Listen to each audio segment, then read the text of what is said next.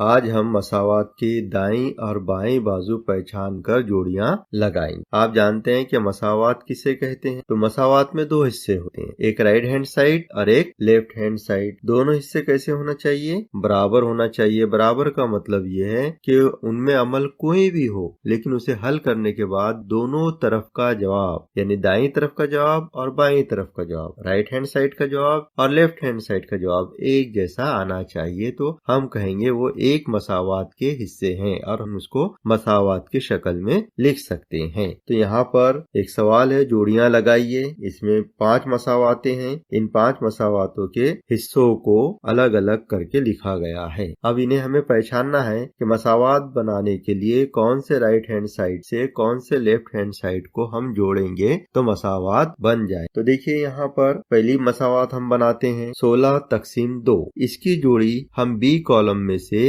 पहचानेंगे कि कौन सी है। तो इसका एक तरीका है कि इन सब के जवाबात हमको मालूम होना चाहिए। तो हम पहले जवाबात निकाल लेते हैं आसानी के लिए, ताकि जोड़ी लगाने में हमको आसानी हो। इसके लिए हम 16/2 इस हिस्से पर अमल करेंगे तकसीम का। 16 को 2 से तकसीम करेंगे तो बताइए क्या जवाब आएगा? 2 8 16, 8 जवाब आएगा। तो हम याद दहानी के लिए यहाँ पर एक 8 लिख देते हैं ताकि बाद में जोड़ियां लगाने में आसानी हो। 5/2, यहाँ जरब का अमल है। 5 दूनी कितने होते हैं? 10। आसानी के लिए इसका जवाब यहाँ 10 लिख देते हैं। तीसरा है 9 जमा 4, इसमें जमा का अमल है। 9 में 4 जमा करेंगे हम, कितने हो गए? 13। याद दहानी के लिए यहाँ पे हम 13 लिख देंगे। उसके बाद चौथे नंबर पे है 72/3। 72 को 3 से तकसीम करेंगे तो क्या जवाब आएगा? अगर डायरेक्ट नहीं आता है आपको तो बाजू में तकसीम करके आप जो जवाब आएगा वो लिख सकते हैं। मिसाल के तौर पर मैं यहाँ पर जुबानी बता देता हूँ। 3 का पहाड़ा हम 7 तक पढ़ेंगे। 3 का 3, 3 दूनी 6,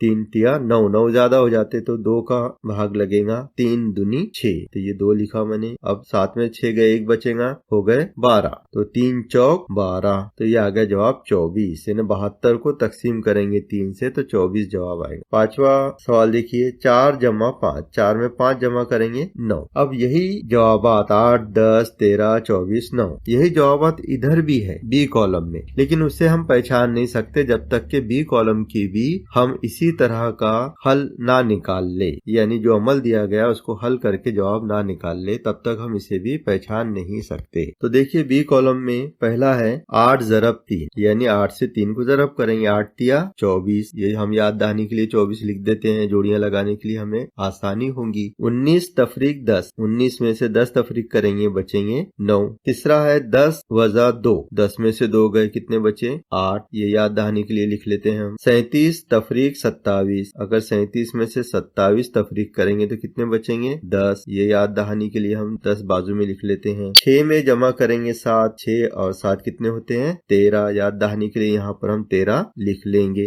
अब हमें सबके जवाबात पता है, राइट हैंड साइड के अमल के भी और लेफ्ट हैंड साइड के अमल के। अब हम उन जवाबात को देखकर ए कॉलम का आधा हिस्सा बी कॉलम का आधा हिस्सा मिलाकर मसावात बनाएंगे। तो देखिए पहले हम हिस्सा लिखते हैं 16/2। क्या जवाब था इसका? 8। बी के कॉलम में 8 किसका जवाब आया? तीसरे नंबर का आया। 10 तफरीक 2, तो बराबर का निशान लगाकर हम इस तरह लिखेंगे 10 तफरीक 2। अब ये बन गई मसावात। क्यों मसावात बन गई? क्योंकि दोनों के जवाब 8 आते हैं। राइट हैंड साइड का भी जवाब 8 है, लेफ्ट हैंड साइड का भी जवाब 8 है। तो ये बन गई एक मसावात। उसके बाद देखिए दूसरी मसावात बनाते हैं हम। दूसरी मसावात में है 5 ज़रब 2। क्या जवाब आया था इसका? 10। अब बी कॉलम में देखेंगे कि 10 किसका जवाब है। तो 10 देखिए चौथे नंबर वाला जो है 37 तफरीक 27, 37 में से 27 गए, 10 बचे। तो हम 5 ज़रब 2 बराबर 37 तफरीक 27। तो दोनों साइड का जवाब कैसा है? एक जैसा है, 10 10। ये बन गई दूसरी मसावात। अब हम तीसरी मसावात बनाएंगे 9 जमा 4। 9 जमा 4 का जवाब कितना आता है? 13। अब देखेंगे बी कॉलम में 13 किसका जवाब आता है? 5वें नंबर वाला का आता है 6 जमा 7 13। तो हम 6 जमा 7 13 लिखेंगे। तो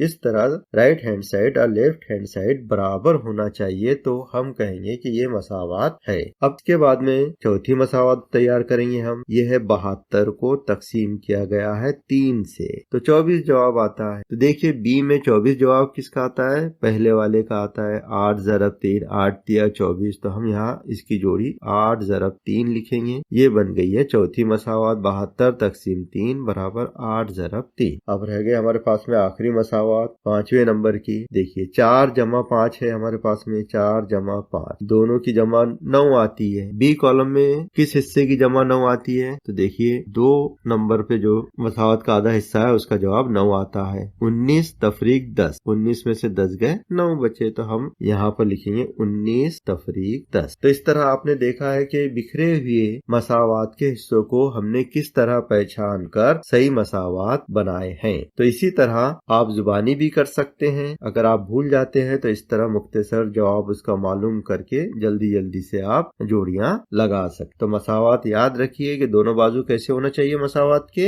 एक जैसे होना चाहिए। एक जैसे से मुराद उनका जवाब एक जैसा आना चाहिए, भले ही उसमें अमल किसी भी किस्म का हो। और 4 ही अमल होते हैं, जमा, तफरीक, ज़रब और तक़सीम। अमल कोई भी हो लेकिन जवाब दोनों तरफ एक जैसा आना चाहिए। उम्मीद है कि आपको ये समझ में आ गया होगा।